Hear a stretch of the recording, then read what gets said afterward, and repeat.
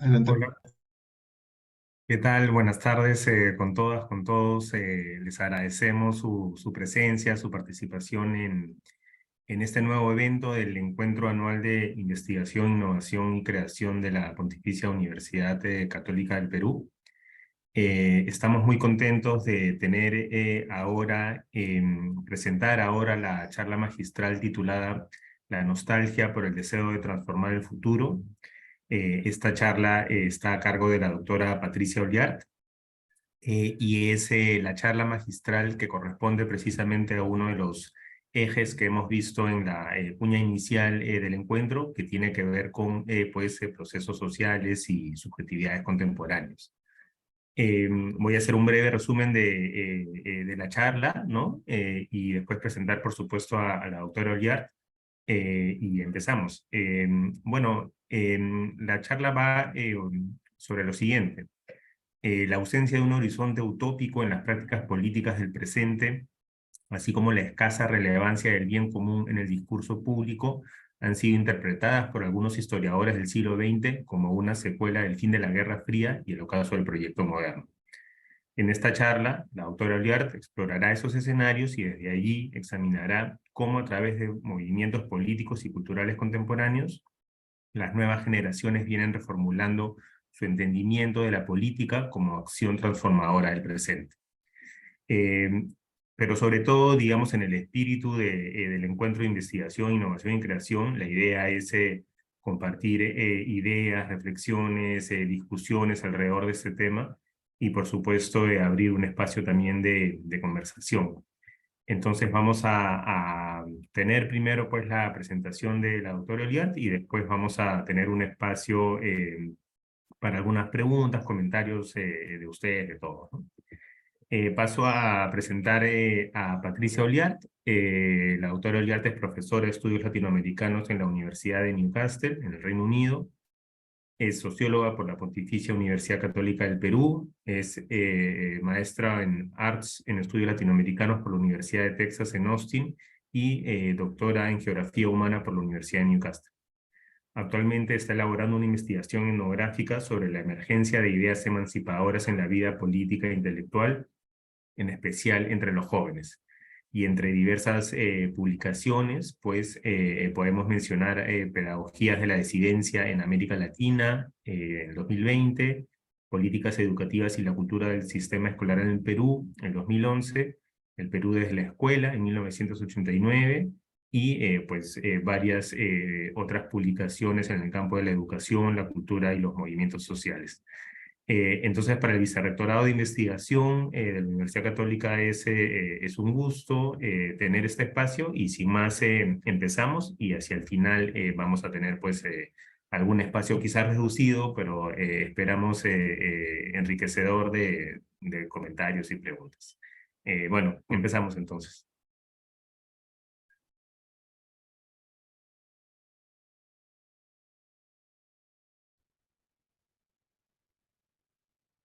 Muchas gracias en primer lugar por haberme hecho la invitación a participar de esta serie de seminarios.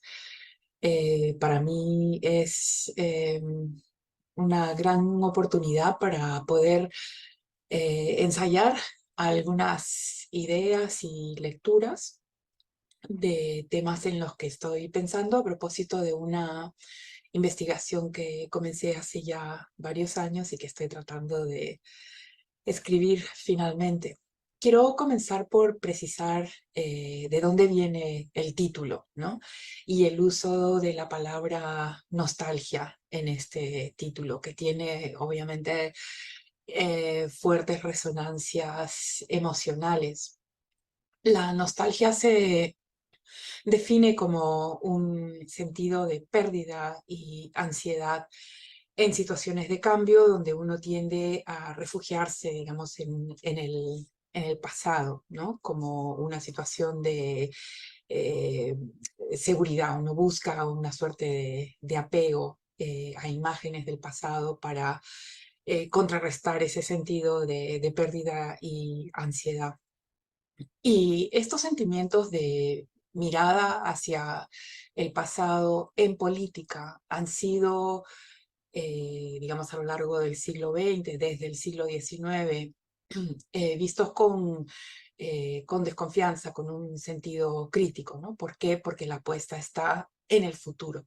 Entonces, es muy interesante lo que está ocurriendo ahora con algunas publicaciones donde esta experiencia nostálgica en relación con el pasado y asociada a la experiencia política está siendo vista más bien como un sentimiento válido que permite el reconocimiento de la experiencia, la exploración y la reflexión sobre el presente, pero también sobre las posibilidades de acción política.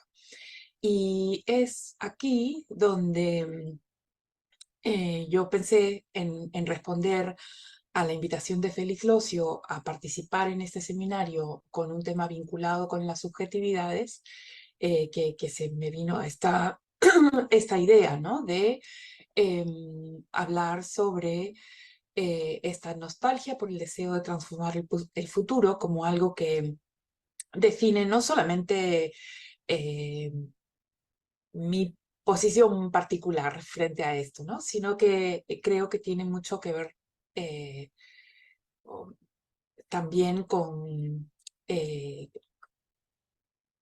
cómo percibimos el deterioro de la política contemporánea y cómo se han desdibujado, digamos, una serie de utopías que antes motivaban o dirigían las subjetividades políticas. Entonces, lo que voy a hacer en los minutos siguientes es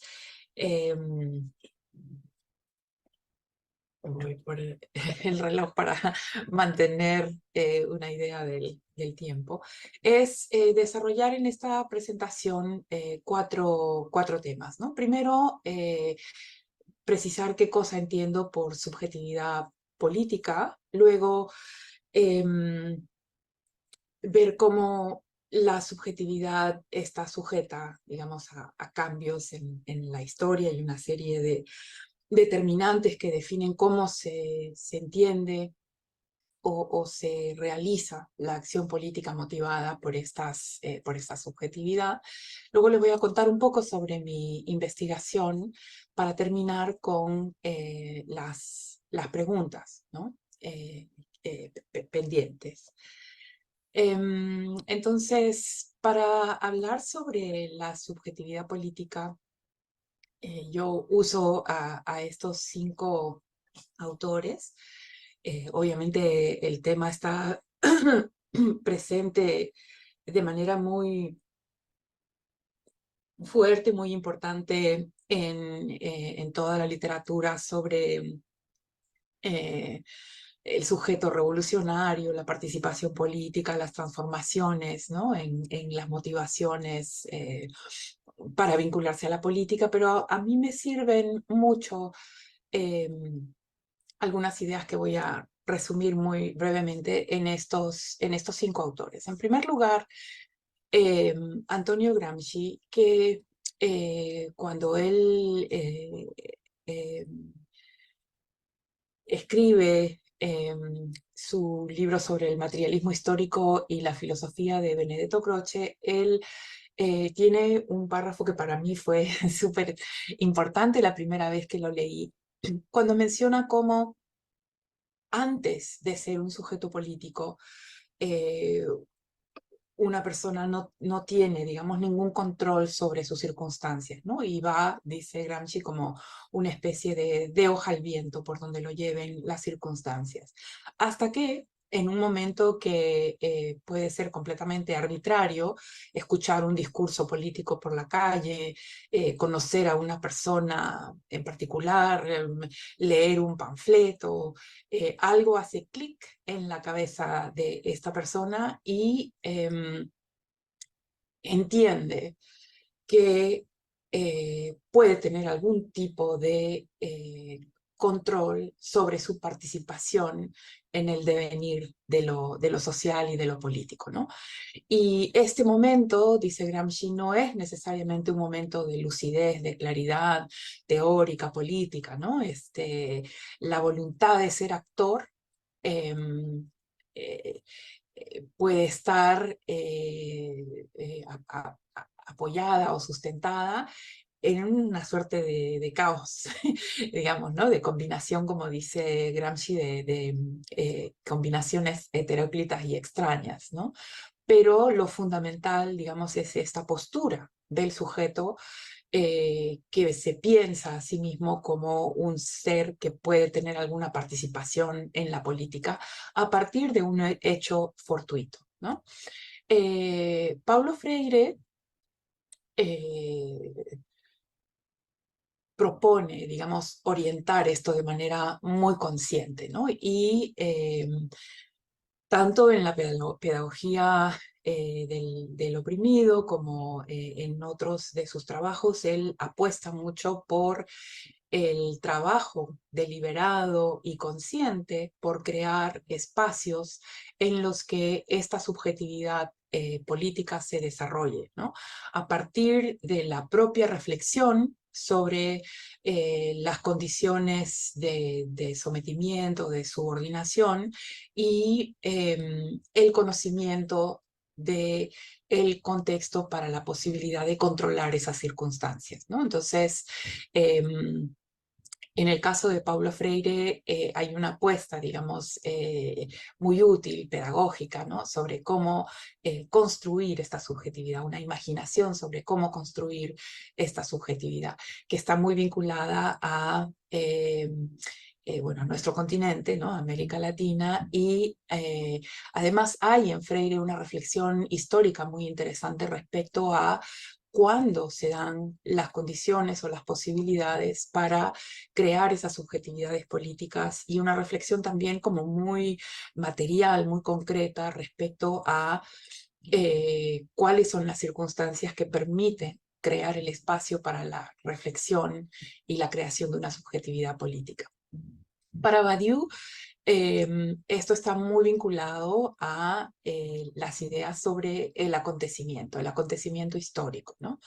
Y en Badiou hay la idea de que el momento eh, para la creación de una subjetividad que decide intervenir en la historia está asociada a momentos en los que hay una suerte de salto, digamos, muy importante en las características de los agravios, ¿no?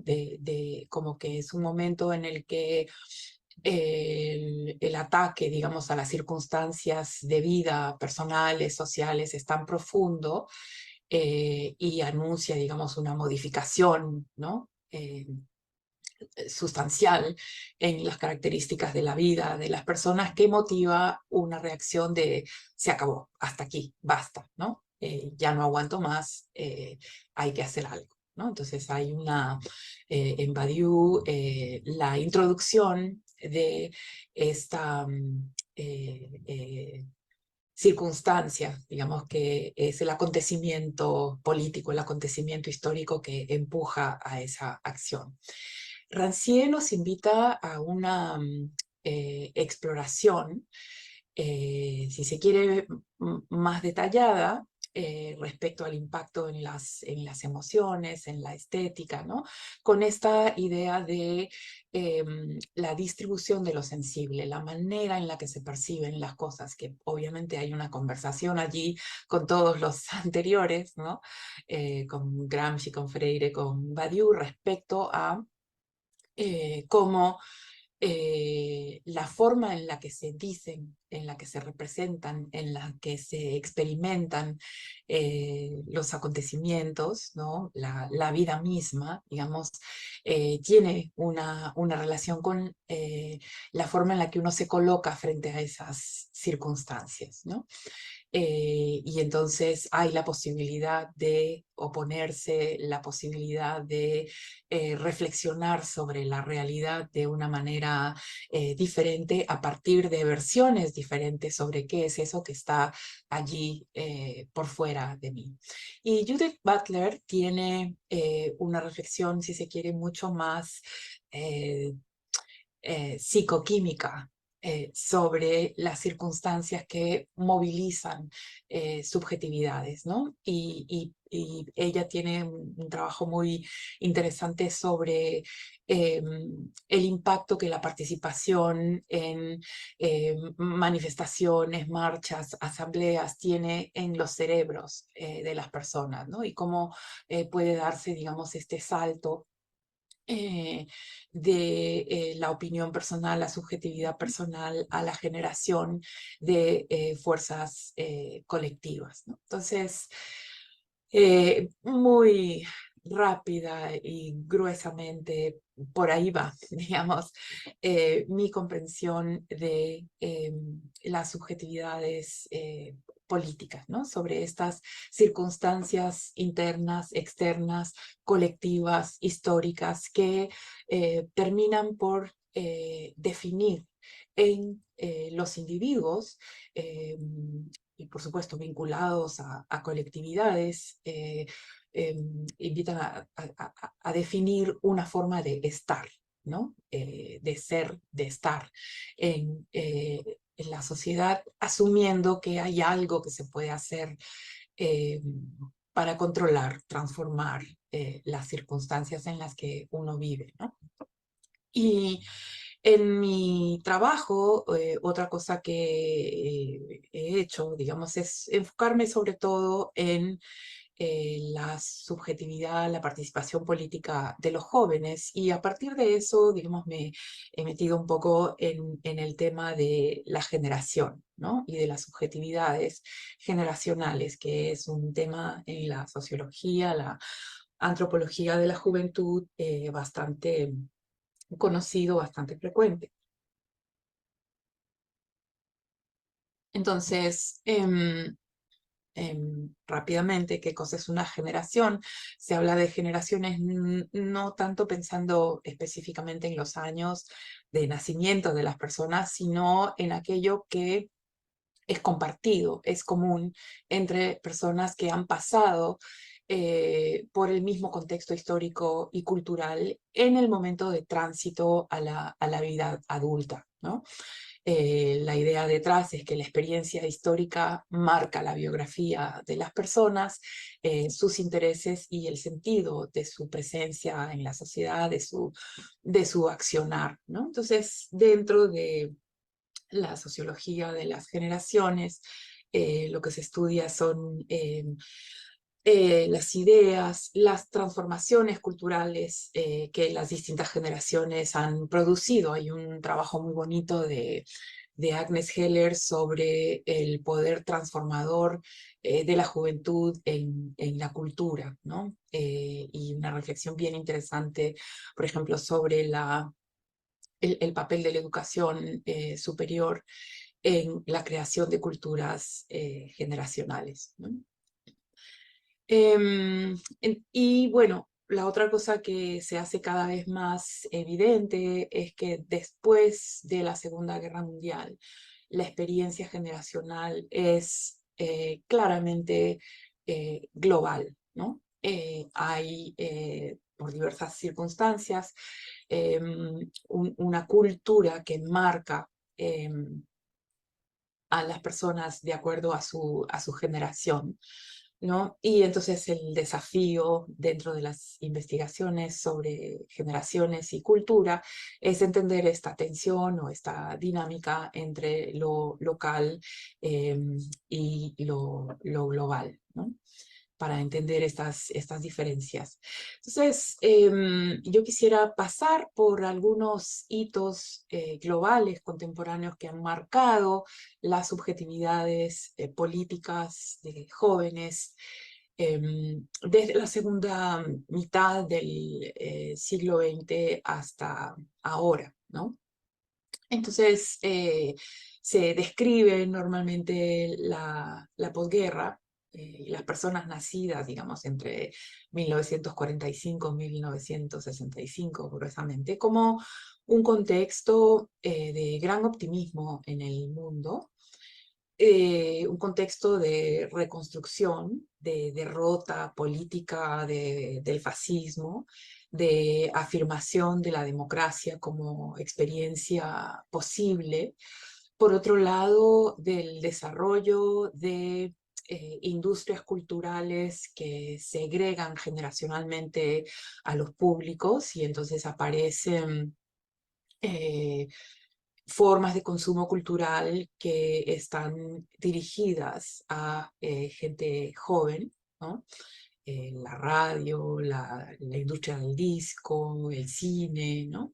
Y en términos, entonces, de producción estética, es un momento, por esta propia circunstancia, ¿no? De que existe una cultura generacional mucho más marcada en contraste con décadas anteriores, una innovación estética asociada a una generación marcada por una sensación de rebeldía y en contextos además de luchas anticoloniales, luchas por la liberación del imperialismo, ¿no? Es un contexto de apertura, de optimismo y, por otro lado, de afirmación, porque cuando aparece con solvencia, digamos, el estado de bienestar en los Estados Unidos, en Europa, es además un contexto en el que se percibe que la acción política tiene resultados, ¿no? Eh, y en el caso de América Latina son décadas en las que eh, en el escenario de la Guerra Fría, digamos, se discute la intervención en política como asociada a la transformación, ya sea a través de reformas dentro del capitalismo o empujando, digamos, modelos societales diferentes a través de la revolución.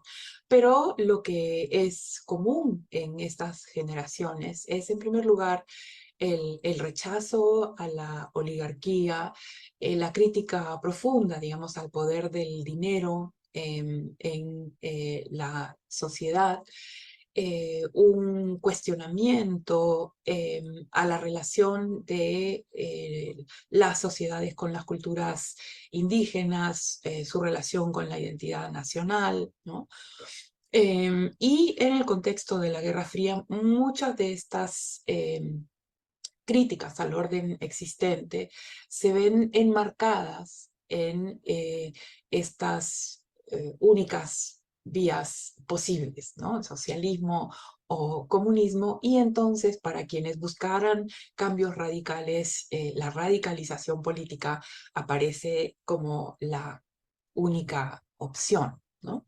Y en ese contexto, entonces, en el que el horizonte de transformación es la participación en una transformación radical de la sociedad, hay un discurso sobre las subjetividades políticas que se vive muy intensamente, donde se llama, digamos, a un compromiso que cuestiona directamente a la persona, ¿no?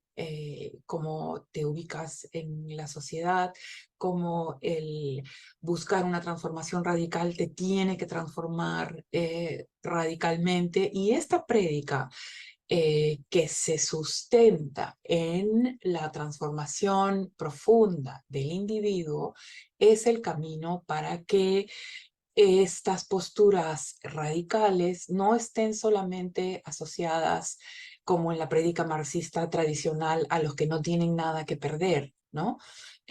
Sino a todos, ¿no? O sea, a todas las clases sociales.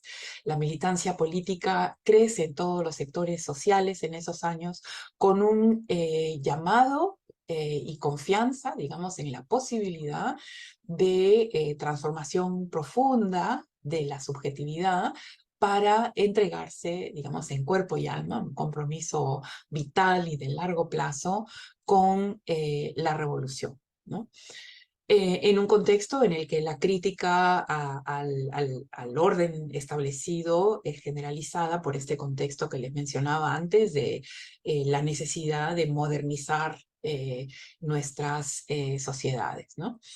Y con la experiencia de una revolución triunfante, ¿no? De 1959 en el caso de Cuba, hay, por un lado, la esperanza de cambio, pero además, individualmente, la promesa de la trascendencia en la historia. Te estás metiendo en política porque vamos a cambiar el mundo, ¿no? Y tu sacrificio, tu entrega van a trascender, ¿no? En el tiempo. Y esta es una forma de subjetividad política que dura un buen tiempo, ¿no?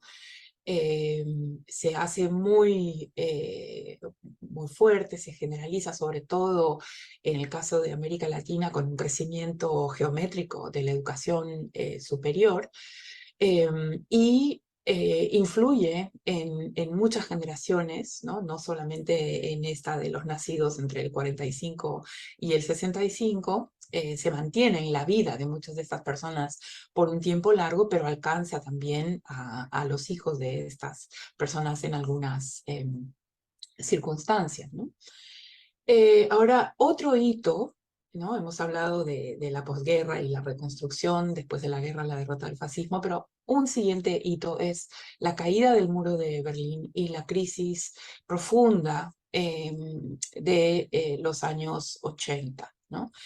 Se habla en la sociología norteamericana de la generación X, como la generación de personas nacidas entre el 65 y el 76, para quienes este horizonte de cambio ya no aparece tan claro.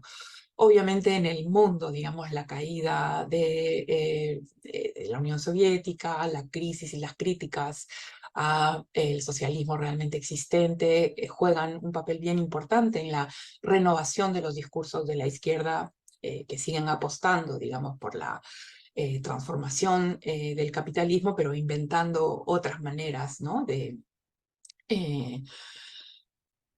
de conducir y de vivir esas experiencias, ¿no? Pero hay, por otro lado, en quienes nos enganchan, digamos, con formas diferentes de imaginar esa transformación, una tendencia a la apatía, el escepticismo, el nihilismo y la pérdida de confianza en la posibilidad de que las cosas mejoren, ¿no? Y entonces comienzan a aparecer otras formas de oponerse a los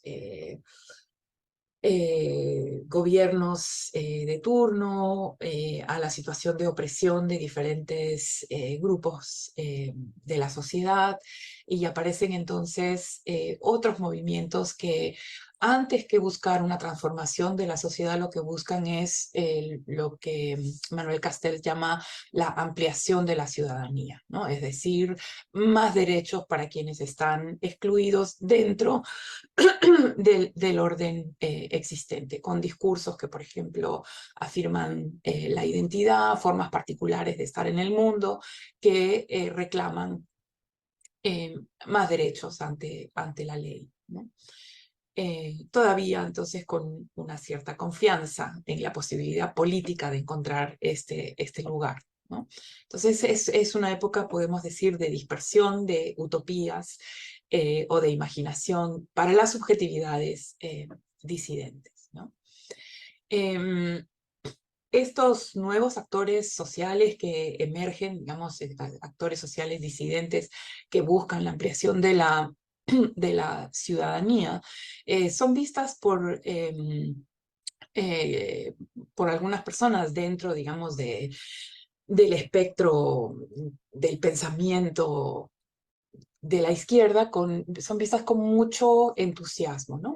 Una primera discusión, digamos, es esta que se conoce como el juicio al sujeto. O sea, ¿quién es el agente de la revolución? En la prédica socialista o del comunismo internacional del siglo XIX hasta la mitad del siglo XX, era el proletariado, ¿no? Era una clase en particular la que tenía todas las condiciones para conducir una transformación revolucionaria. Y en esos años, en los 80, se dan una serie de discusiones que se conoce como el juicio al sujeto sobre esta idea de cómo hay otros actores que de manera conjunta pueden producir cambios sustantivos en la sociedad, ¿no? De hecho, hay una reflexión de Ernesto Laclau y Chantal Mouffe en un artículo bien simpático que salió en la New Left Review, donde ellos se afirman en su marxismo, pero reconociendo, digamos, transformaciones bien importantes y una manera diferente de enfrentar, digamos, la militancia intelectual y política, saludando, ¿no? Cómo las nuevas generaciones, dicen ellos, sin los prejuicios del pasado, sin teorías que se presenten como verdades absolutas de la historia, construyen nuevos discursos emancipadores, más humanos, diversificados, democráticos, ¿no? Con ambiciones escatológicas y epistemológicas más modestas, pero con aspiraciones liberadoras más amplias y profundas, ¿no? Y este tenor, digamos, es el que está eh, vigente, digamos, para muchos de los movimientos contemporáneos de los que quiero conversar más adelante. Pero antes de eso, el otro hito tremendo que aparece en años recientes es lo que se conoce como la revolución silenciosa del neoliberalismo y la famosa doctrina Tina, ¿no? There is no alternative.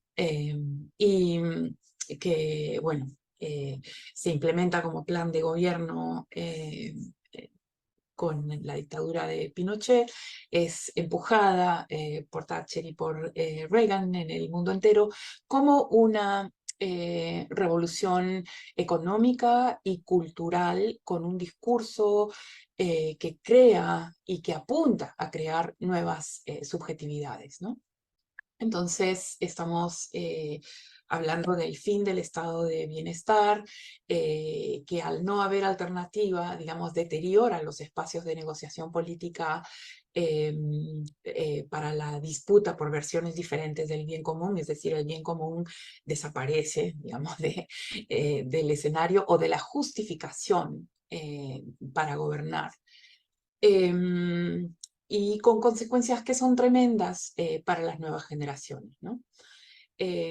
Con la precarización de la fuerza de trabajo, la pérdida del valor de la educación para la movilidad social, eh, y que es un modelo, como sabemos, profundamente excluyente que afecta de manera muy fuerte a los jóvenes. Y hay un autor que, aunque digamos, puede ser cuestionado por varias cosas, pone el dedo en la llaga, digamos, justamente respecto a las subjetividades que genera el neoliberalismo, ¿no? Que es Guy Standing. Guy Standing dice que uno de los logros más importantes del neoliberalismo es haber creado una derecha popular, ¿no? Con valores como el racismo, la xenofobia, el antifeminismo, eh, como discursos de crítica, digamos, al pasado inmediato, ¿no? Y hay también estudios muy interesantes sobre el emprendedurismo como asimilación pragmática del neoliberalismo, en el trabajos de Verónica Gago, también de Néstor García Canclini.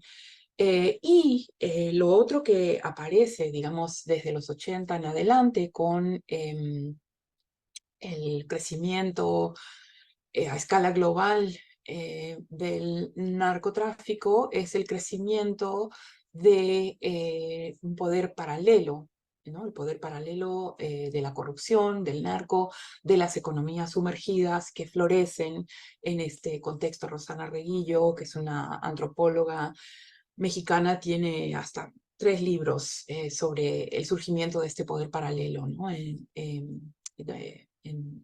México, pero lo ha visto también en otros países en América Latina. Y en este contexto, también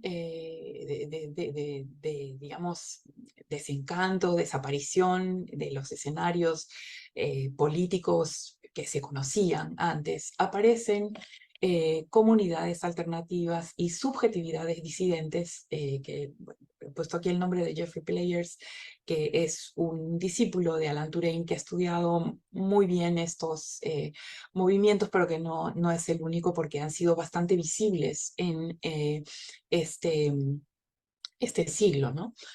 Y que tiene características compartidas, bastante notorias, ¿no? Players dice, pero otros también lo afirman junto con él, que es un movimiento internacional contra el poder global de las corporaciones multinacionales que han copado, digamos, las agendas estatales en el mundo. Y en este movimiento alter global entran varios sujetos políticos, ¿no? Es decir, no es un sujeto único, es un sujeto plural, que es generacional, antineoliberal, feminista, antirracista y ambientalista. Conformado en gran parte, no únicamente, pero en gran parte por jóvenes que se sienten defraudados por el sistema, que tienen una visión distinta de la política y de la democracia, que desconfían de las formas tradicionales de hacer política, que más bien han recurrido al anarquismo como práctica más que como doctrina política. Entonces han recuperado formas organizativas autónomas, asociativas, solidarias, horizontales, como centrales a su práctica política, que por otro lado, hablando de las condiciones materiales para la expansión, digamos, de esta subjetividad política, tienen como un soporte fundamental el Internet, y que además han hecho un uso novedoso y muy potente de medios artísticos y performativos, ocupando visual y sensorialmente todo espacio posible, ¿no? Hay muchas críticas a estos movimientos, ¿no? La Primavera Árabe, Occupy Wall Street, el 15M, ¿no? Que ocurren todos más o menos en la segunda década de este siglo, diciendo, pero ¿y cuál es la propuesta? ¿No? Y no la hay. Y no hay ningún problema con que no la haya, desde, digamos, visto esto históricamente, porque su aspiración es transformarse y transformar el presente que ellos viven, afirmando una postura que es el así no queremos esto, esto está mal. Aquí podríamos decir que hay una visión nostálgica, hay una actitud, digamos, defensiva, ¿no? De la situación vivida, ¿no? Y reconocen, digamos, de manera muy clara que lo suyo es una sensibilidad, un estado de ánimo, ¿no?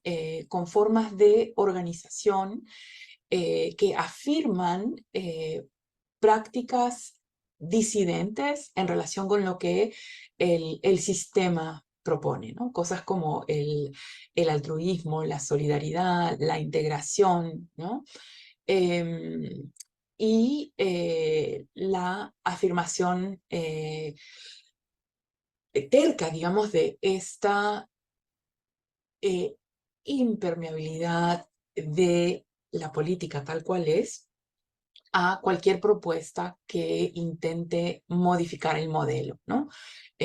Con esta afirmación de que, digamos, en este siglo eh, es frecuente que la población vote por una opción antimodelo y una vez que gana, el modelo se sigue imponiendo, encuentra su manera para imponerse, ¿no? Entonces gana el que pierde.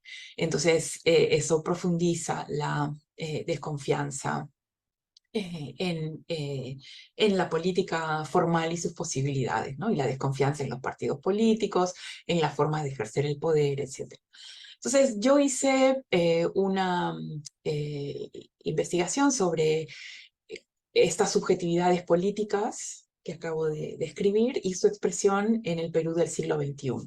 Encontré obviamente muchísimas superposiciones, pero algunas particularidades que me gustaría señalar, ¿no? Hice 50 entrevistas a integrantes de 16 colectivos, 13 nacieron entre 1965 y principios de los 80, hay claramente dos grupos y la mayoría nacieron entre el 85 y el 2000, ¿no? 19 son mujeres, 27 son hombres y 4 se definen como personas no binarias.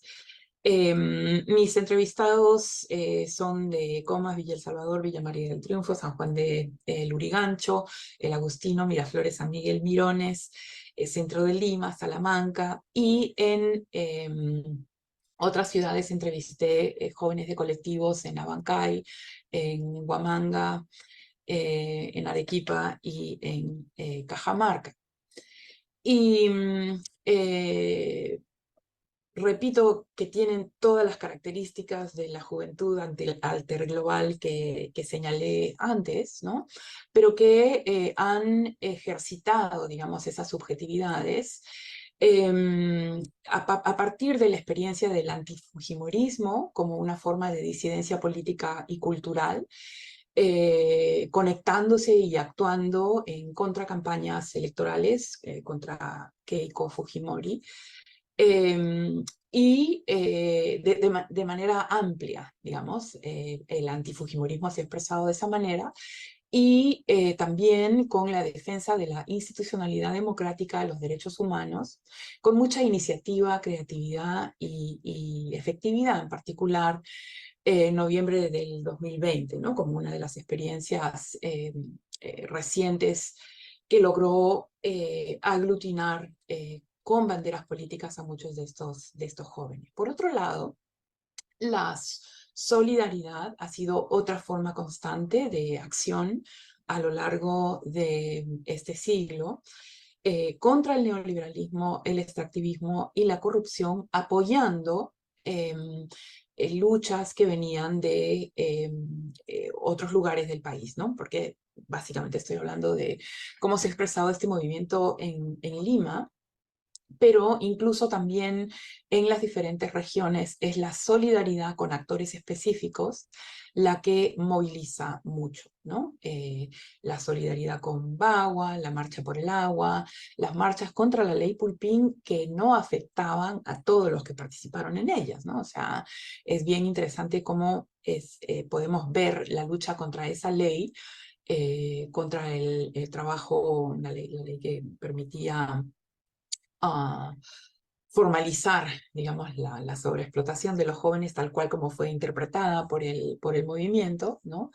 El apoyo a Conga y las recientes marchas a Lima. O sea, la solidaridad es lo que moviliza, ¿no? No necesariamente la agenda de las luchas, sino el hecho de que haya campesinos, indígenas, poblaciones afectadas, es lo que moviliza. No siempre eh, eh, considerando cómo estos hechos les afectan directamente, ¿no? Sino que la motivación es la solidaridad y el altruismo, lo cual es bien importante de recuperar como elemento constitutivo de esa subjetividad, ¿no?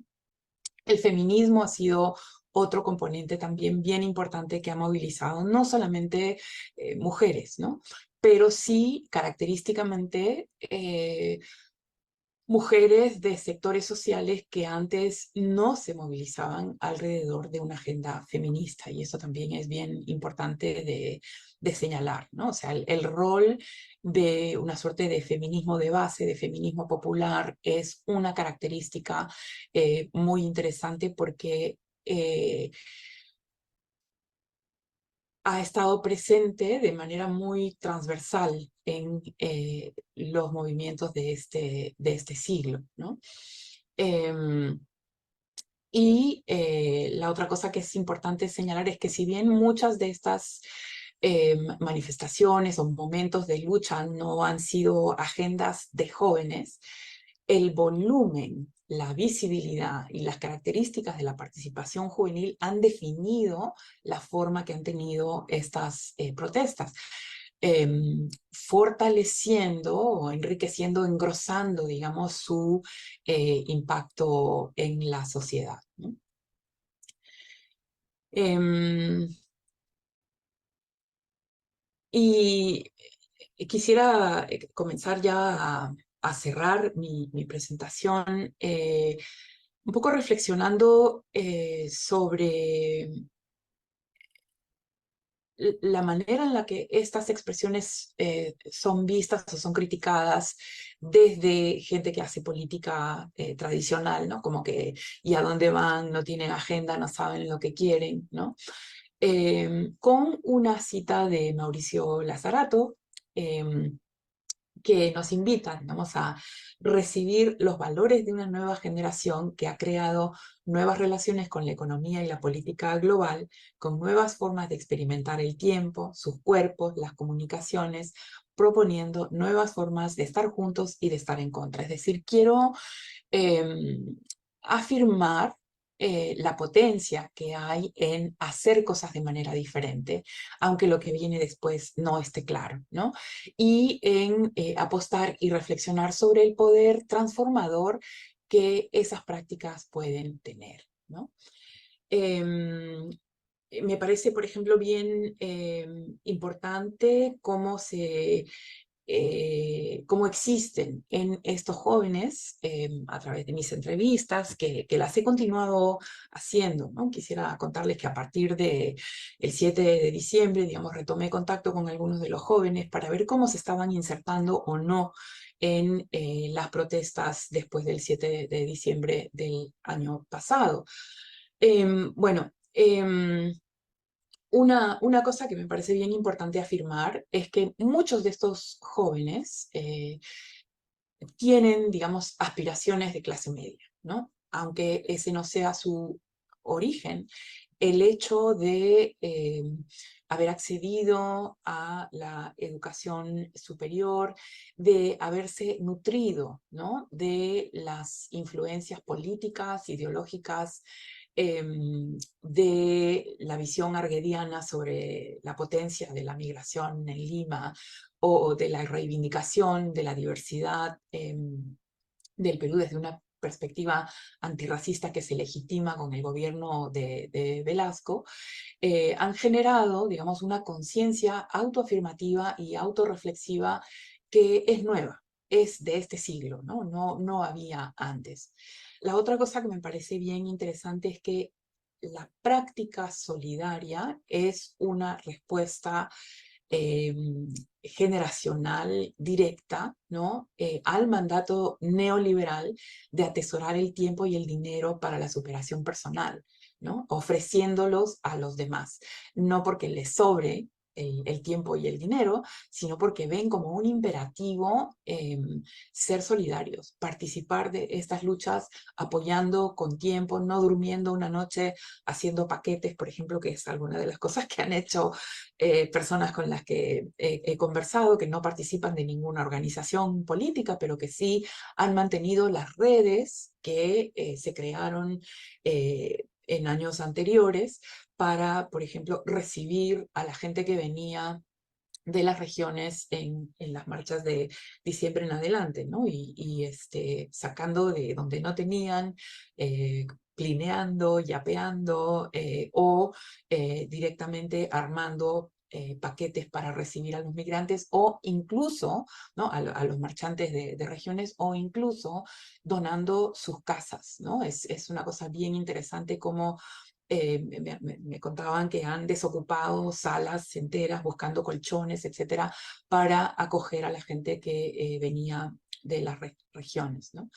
Por otro lado, hay también como un rechazo profundo a cualquier forma jerárquica de imposición de voluntades en las acciones políticas. Es una participación que promueve la horizontalidad y la deliberación colectiva para definir cualquier acción. Y eso me parece también bien interesante. Hay obviamente tensiones que son importantes de discutir y que estos movimientos están enfrentando, ¿no? Que se combinan con cosas del pasado, con cosas presentes, ¿no? Que se han discutido dentro del feminismo, por ejemplo, o formas de antirracismo o expresiones del antirracismo que pueden a veces interferir en conversaciones para la unidad, para la acción unitaria, ¿no? Son como reclamos que vienen de reivindicaciones específicas, resistencia profunda a la repetición o a la réplica de prácticas excluyentes o de patrones del pasado, ¿no? Racistas o machistas que puedan interferir. Entonces aparece como una tensión en las asambleas, una hipersensibilidad a estos temas, una hipervigilancia también de comportamientos personales que puedan reflejar algunas de estas cosas que se consideran como enemigas del movimiento, ¿no? Y entonces aparecen un par de cosas aquí que están al final de esta lámina, como la importancia de recordar que no todo movimiento contra la desigualdad busca necesariamente la igualdad. Y por otro lado también que hay una tendencia histórica, digamos, en movimientos radicales que dificultan la acción unitaria cuando la capacidad crítica se convierte en una especie de sentido de superioridad moral que muchas veces se ha criticado a las izquierdas, ¿no? Y que de lo que he estado siguiendo en las últimas semanas o meses aparecen como tensiones, ¿no?, y problemas para las subjetividades contemporáneas, ¿no? Entonces, para terminar y poder conversar sobre estas cosas, hay un poco una tensión contemporánea, ¿no?, entre la visión del sentido que pueden tener las luchas, la disidencia contemporánea, ¿no? Se trata de imaginar cómo queremos que sea el futuro en un contexto además de extinción planetaria, digamos, en el horizonte, o se trata de más bien subjetividades que buscan la defensa de lo que tenemos para no perder más, ¿no? Y con esto estoy pensando en eso, ¿no? En la solidaridad, en la capacidad de reconocernos como iguales, en cosas que se han ido afirmando y por las cuales se han ido luchando, ¿no?, para un reconocimiento legal de estos movimientos que buscaban la ampliación de la ciudadanía, que son cosas que se están perdiendo, no solamente en el Perú, ¿no? Eso está ocurriendo globalmente, porque una de las características, digamos, de la derecha también es que luego de la caída del muro de Berlín se empodera porque ya no hay un otro al cual enfrentarse o que sea una amenaza. Entonces, de alguna manera, la imposición del neoliberalismo parte, ¿no?, eh, de esa ausencia, ¿no? Y como que hay pues licencia y se busca, ¿no?, la desaparición o encogimiento del Estado en su habilidad de proteger derechos lo más que se pueda, ¿no? Para favorecer intereses específicos. Entonces ese es más o menos el contexto en el que estamos y en el que estas subjetividades disidentes se pueden estar desarrollando, ¿no? Entonces, Em, termino aquí la charla para poder conversar.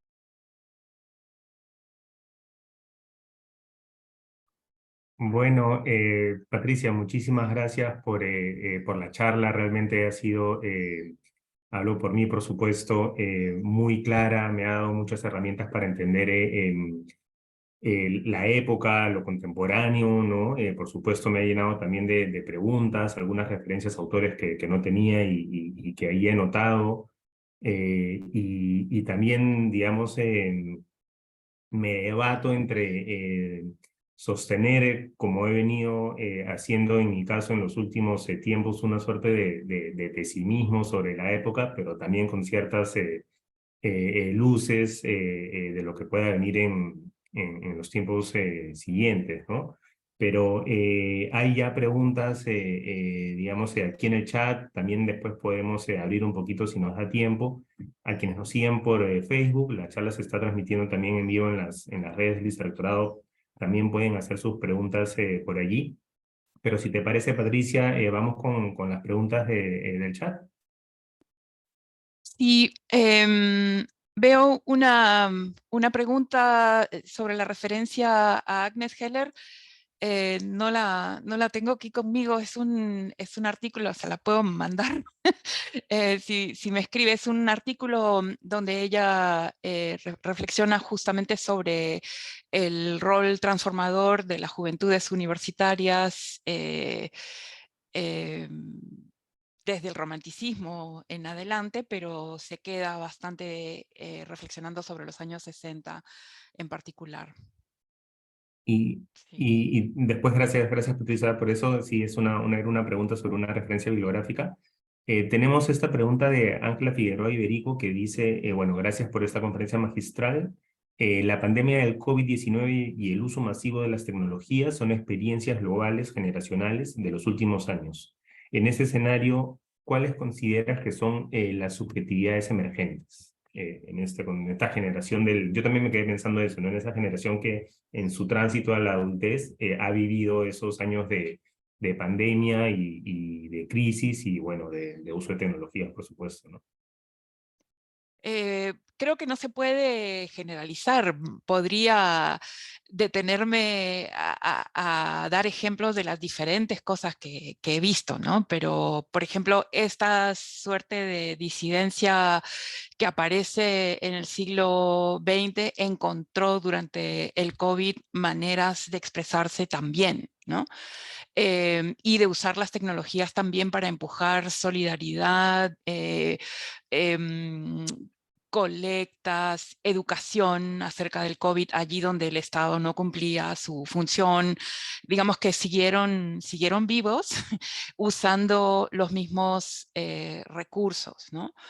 Pero ha tenido en otros jóvenes efectos devastadores también, ¿no? El aislamiento, la soledad, la pérdida de contacto con las instituciones. De hecho, uno de los dramas ahorita en Naciones Unidas es cómo reconectar a muchos escolares que perdieron completamente el vínculo ya frágil que tenían con las escuelas, ¿no? O sea, pero digamos, regresando al tema de la charla, el COVID fue otra oportunidad, digamos, para que la solidaridad también se activara, ¿no? En estos jóvenes que yo estuve siguiendo. Gracias por ello, Patricia. Y después tenemos a Alejandra Vieira, que comenta, bueno, muchas gracias por compartir, sumamente interesante. Y pregunta, ¿no? ¿Cómo educar hoy a una generación empujada por la desesperanza que trae el cambio climático, las crisis políticas, el crecimiento de las brechas sociales, etcétera, a centrarse en lo individual, ¿no? ¿Cómo hacer para que esta generación sienta que las cosas tienen sentido y que por ende tiene sentido abocarse a su formación académica? Eh, yo voltearía un poco la pregunta. Yo creo que mucho de lo que se está haciendo ya va por ese lado, o sea, va por el lado de decir que eres responsable de tu biografía, de que todo lo que logres es por ti mismo y hay más bien un énfasis en cargar a los jóvenes esa responsabilidad, ¿no? Y creo que lo interesante, digamos, que yo veo en muchos de estos colectivos, sobre todo en las prácticas culturales, es más bien el tratar de modelar lo que se llama como políticas prefigurativas, ¿no? Es decir, afirmar formas de estar, formas de hacer las cosas que más bien afirmen estos valores más colectivos, comunitarios, ¿no? Creo que lo que tenemos es lo otro, ¿no? Es este énfasis más bien en lo individual, nadie te va a salvar tú solito, tienes que ser el manager, ¿no? De tu propia biografía y de tus propios logros, ¿no? Mm. Abrimos aquí también si alguien quiere hacer una pregunta, ¿no? Puede levantar la mano y vamos dando el pase. Pero bueno, mientras eso ocurre, o si no en el chat o en el Facebook, a mí también me da la curiosidad, Patricia, claro, como conoces bien también los contextos del Reino Unido y de Perú, si tú notabas, no sé si alguna semejanza generacional entre, por ejemplo, movimientos o colectivos que ocurran, sobre todo de jóvenes en Perú y quizás más particularmente en el Reino Unido, ¿no? Si hay, digamos, venas ahí comunicantes en cuanto a, por ejemplo, esto que mencionabas de la solidaridad, ¿no? De algún tipo de estrategias más por esa ruta, ¿no? O si hay marcadas diferencias en colectivos de jóvenes entre ambos países. Sí, las hay muchas diferencias, hablando del Reino Unido, pero hay muchas semejanzas en América Latina y en otros lugares de Europa. Yo seguí la pista, digamos que los colectivos en Lima me dieron cuando me empezaron a hablar de sus vínculos en América Latina, ¿no? De la cantidad de cosas que comparten, desde talleres, intercambios de todo tipo, y encontré en Brasil, en Colombia, en Chile, en Argentina, en España, muchísimas semejanzas en la forma de operar, en los valores, en las ideas, en el tipo de experiencia, y todo como muy conectado, ¿no? Que me Mm, pareció bien interesante. mm, mm, mm. Bueno, no sé si hay por ahí alguna pregunta adicional en este momento. Pues veo que no, no sé, Patricia, ¿tú quieres añadir algo ahí, final? Eh, No, muchas gracias. Para mí fue, bueno, se habrán dado cuenta, grabé la presentación porque estaba viajando y no quería estar alterada, nerviosa, estando en movimiento, digamos, y por eso la grabé y la mandé y bueno, ha sido una oportunidad para mí para poner juntas algunas cosas que no había puesto juntas. Gracias por la invitación, Félix. No, gracias a ti, Patricia. Y bueno, ya una pregunta casi de nota a pie. La investigación que estás realizando, digamos, ¿tiene ahí un horizonte de donde podamos, cuando podamos leerla? Eh, Bueno, yo vengo trabajando esto hace un montón de tiempo y hace poco Raúl Romero y Julio Mendívil el sacaron un libro libro este de... sobre Ya, música sí, y buenísimo. ahí está, digamos, el comienzo de mi proyecto, que fue una cosa sobre grupos de rock fusión. Sí, Después en Pedagogías de la Disidencia hay claro. otro trabajito sobre fotografía y antirracismo que también está allí y bueno, la introducción de Pedagogías de la Disidencia. Y hace poco también saqué un capítulo dentro de un libro que está en inglés que se llama Culturas de la protesta callejera en Lima entre el 2011 y el 2016, ¿no? Buenísimo, buenísimo. Entonces sí he ido sacando cositas antes del libro que espero terminar este año. Bueno, lo estaremos ahí al tanto, lo esperamos por supuesto con muchas ganas y de verdad muchas gracias Patricia, para mí ha sido muy claro, ¿no? El horizonte histórico, pero a la vez herramientas para entender lo que está pasando ahora, ¿no? Y bueno, me voy sí, con un poco más de optimismo, creo, con un poco más de luces de lo que pueda venir. Gracias, Patricia, y te esperamos siempre aquí, por supuesto, en tu casa y bueno, esperamos tener otros espacios también, si no a la distancia, ¿no? Muchas Eh, gracias. Y gracias a los participantes. Gracias. Ay, perdón, Patricia, si te robo un minuto, Sí, sí, discúlpame, sí. es que hay una pregunta en Facebook, pero no la logro ver si alguien... Ah, acá está, perdón. Listo, entonces dice Palome Acarpio, tengo curiosidad por la manera de categorizar a la generación actual como generación de cristal por parte de las generaciones anteriores.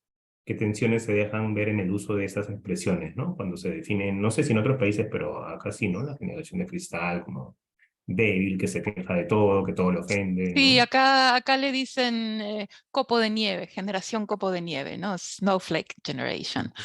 Y creo que bueno, es algo que como profesora yo he experimentado también, y es que comparado con los estudiantes que yo tenía hace 20 años, yo siento que las nuevas generaciones en las clases medias, protegidas, digamos, se han infantilizado, ¿no?